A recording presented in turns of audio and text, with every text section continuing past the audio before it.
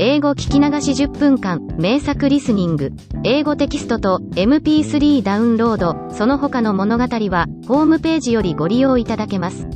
88thpp.com 88thpp.com 2. The Red-Headed League. I had called upon my friend, Mr. Sherlock Holmes, one day in the autumn of last year and found him in deep conversation with a very stout, florid-faced, elderly gentleman with fiery red hair. With an apology for my intrusion, I was about to withdraw when Holmes pulled me abruptly into the room and closed the door behind me. "You could not possibly have come at a better time, my dear Watson," he said cordially. "I was afraid that you were engaged." "So I am. Very much so." "Then I can wait in the next room." "Not at all. This gentleman, Mr. Wilson, has been my partner and helper in many of my most successful cases, and I have no doubt that he will be of the utmost use to me in yours also." The stout gentleman half rose from his chair and gave a bob of greeting, with a quick little questioning glance from his small fat encircled eyes. "Try the settee," said Holmes, relapsing into his armchair and putting his fingertips together, as was his custom when in judicial moods. "I know, my dear Watson, that you share my love of all that is bizarre and outside the conventions and humdrum routine of everyday life. You have shown your relish for it by the enthusiasm which has prompted you to chronicle, and, if you will excuse my saying so, somewhat to embellish so many of my own little adventures. Your cases have indeed been of the greatest interest to me," I observed. "You will remember that I remarked the other day, just before we went into the very simple problem presented by Miss Mary Sutherland, that for strange effects and extraordinary combinations we must go to life itself, which is always far more daring than any effort of the imagination. A proposition which I took the liberty of doubting. You did, Doctor, but none the less you must come round to my view, for otherwise I shall keep on piling fact upon fact on you until your reason breaks down under them and acknowledges me to be right. Now, Mr. Jabez Wilson here has been good enough to call upon me this morning, and to begin a narrative which promises to be one of the most singular which I have listened to for some time. You have heard me remark that the strangest and most unique things are very often connected not with the larger but with the smaller crimes, and occasionally, indeed, where there is room for doubt whether any positive crime has been committed.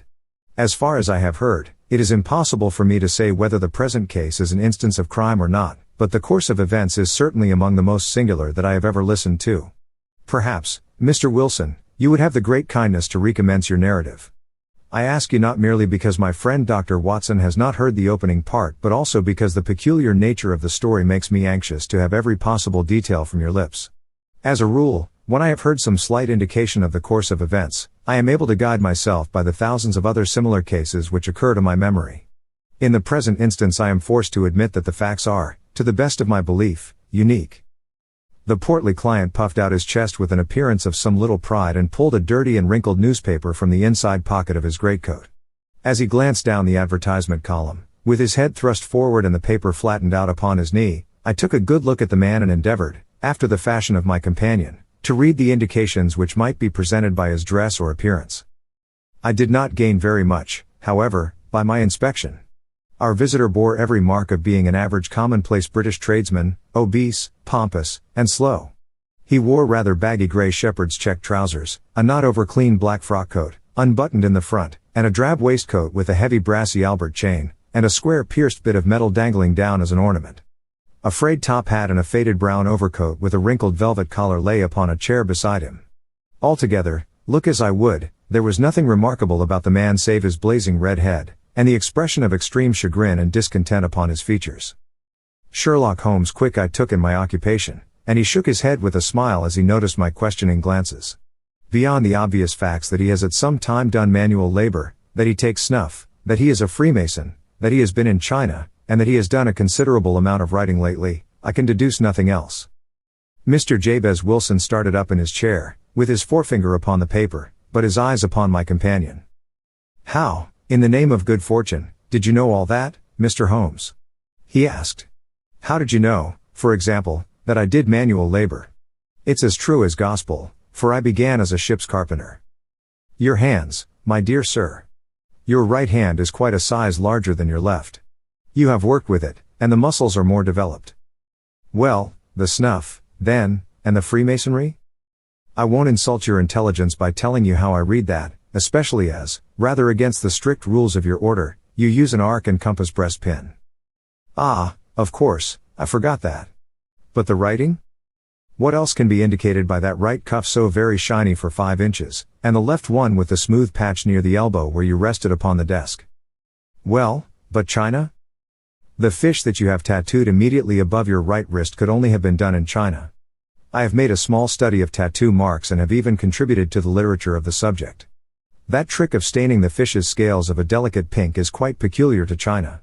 When, in addition, I see a Chinese coin hanging from your watch chain, the matter becomes even more simple.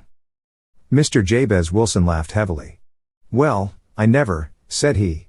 I thought at first that you had done something clever, but I see that there was nothing in it after all. I begin to think, Watson, said Holmes, that I make a mistake in explaining. Omne ignotum pro magnifico, you know, and my poor little reputation, such as it is, will suffer shipwreck if I am so candid. Can you not find the advertisement, Mr. Wilson? Yes, I have got it now, he answered with his thick red finger planted halfway down the column. Here it is. This is what began it all. You just read it for yourself, sir. I took the paper from him and read as follows. To the Red-Headed League, on account of the bequest of the late Ezekiah Hopkins, of Lebanon, Pennsylvania, USA, there is now another vacancy open which entitles a member of the League to a salary of £4 a week for purely nominal services. All red-headed men who are sound in body and mind and above the age of 21 years, are eligible. Apply in person on Monday, at 11 o'clock, to Duncan Ross, at the offices of the League, 7 Pope's Court, Fleet Street. What on earth does this mean? I ejaculated after I had twice read over the extraordinary announcement. Holmes chuckled and wriggled in his chair, as was his habit when in high spirits. It is a little off the beaten track, isn't it? Said he. And now, Mr. Wilson, off you go at scratch and tell us all about yourself, your household, and the effect which this advertisement had upon your fortunes. You will first make a note, Doctor, of the paper and the date. It is the Morning Chronicle of April 27, 1890. Just 2 months ago. Very good. Now, Mr. Wilson? Well, it is just as I have been telling you, Mr. Sherlock Holmes, said Jabez Wilson, mopping his forehead. I have a small pawnbroker's business at Coburg Square, near the city. It's not a very large affair, and of late years it has not done more than just give me a living. I used to be able to keep 2 assistants, but now I only keep 1, and I would have a job to pay him but that he is willing to come for half wages so as to learn the business. What is the name of this obliging youth? Asked Sherlock Holmes. His name is Vincent Spaulding, and he's not such a youth, either. It's hard to say his age. I should not wish a smarter assistant, Mr. Holmes, and I know very well that he could better himself and earn twice what I am able to give him. But, after all, if he is satisfied, why should I put ideas in his head? Why, indeed? You seem most fortunate in having an employé who comes under the full market price. It is not a common experience among employers in this age. I don't know that your assistant is not as remarkable as your advertisement. Oh, he has his faults, too, said Mr. Wilson. Never was such a fellow for photography. Snapping away with a camera when he ought to be improving his mind, and then diving down into the cellar like a rabbit into its hole to develop his pictures.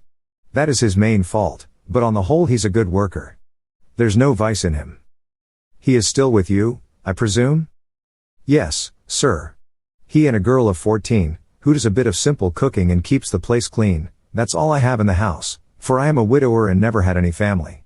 We live very quietly, sir, the 3 of us, and we keep a roof over our heads and pay our debts, if we do nothing more. The first thing that put us out was that advertisement. Spaulding, he came down into the office just this day 8 weeks, with this very paper in his hand, and he says, I wish to the Lord, Mr. Wilson, that I was a red-headed man. Why that? I asks. Why, says he, here's another vacancy on the League of the Red-Headed Men. It's worth quite a little fortune to any man who gets it, and I understand that there are more vacancies than there are men, so that the trustees are at their wits' end what to do with the money. If my hair would only change color, here's a nice little crib all ready for me to step into. Why, what is it, then? I asked. You see, Mr. Holmes, I am a very stay-at-home man, and as my business came to me instead of my having to go to it, I was often weeks on end without putting my foot over the doormat. In that way I didn't know much of what was going on outside, and I was always glad of a bit of news. Have you never heard of the League of the Red-Headed Men? He asked with his eyes open. Never. Why, I wonder at that, for you are eligible yourself for one of the vacancies. And what are they worth? I asked. Oh, merely a couple of hundred a year, but the work is slight, and it need not interfere very much with one's other occupations. Well, you can easily think that made me prick up my ears, for the business has not been over good for some years, and an extra couple of hundred would have been very handy. Tell me all about it, said I. Well, said he, showing me the advertisement, you can see for yourself that the League has a vacancy, and there is the address where you should apply for particulars. As far as I can make out, the League was founded by an American millionaire, Ezekiel Hopkins, who was very peculiar in his ways. He was himself red-headed, and he had a great sympathy for all red-headed men. So, when he died, it was found that he had left his enormous fortune in the hands of trustees, with instructions to apply the interest to the providing of easy berths to men whose hair is of that color. From all I hear, it is splendid pay and very little to do. But, said I, there would be millions of red-headed men who would apply. Not so many as you might think, he answered.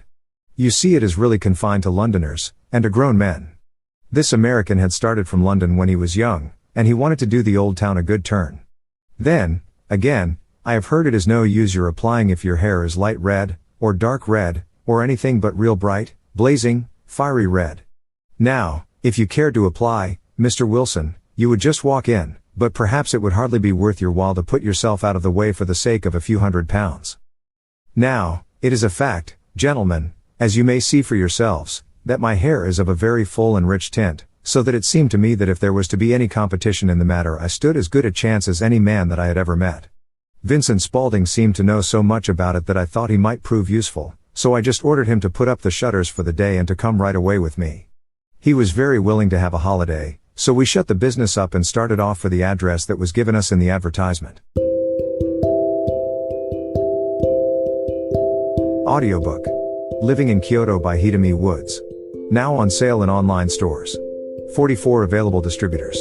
Apple, Google Play, Amazon Audible, or else.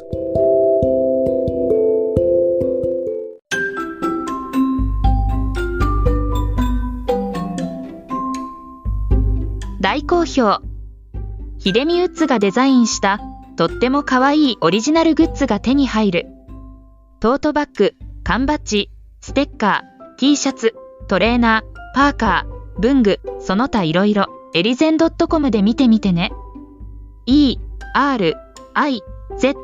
erizen.com エリゼン .com。